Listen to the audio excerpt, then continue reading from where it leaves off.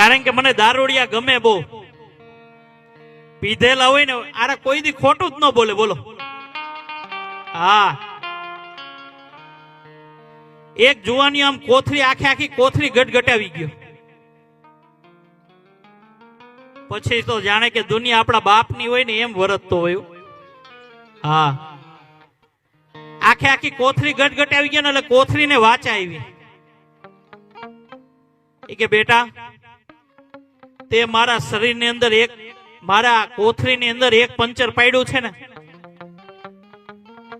મારી કોથળીની અંદર તે એક પંચર પાડ્યું છે ને, તો ભવિષ્યની અંદર તારે શરીરની અંદર આતડે કાણા ન પાડી દઉં તો મારું નામ કોથળી નહીં, મારા બાપ.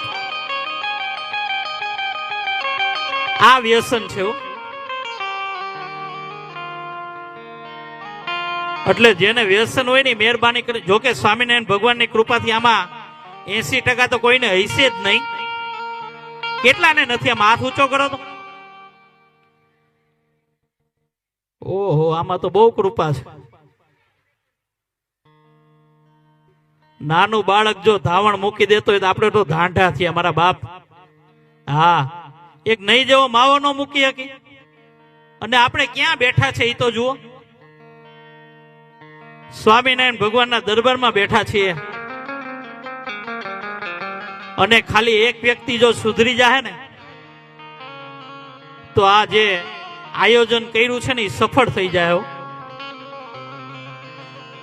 આ તો હું નથી ખાતો ને એટલે કહું, બાકી હું પોતે ખાતો હોય તો માન ન કહેવાય.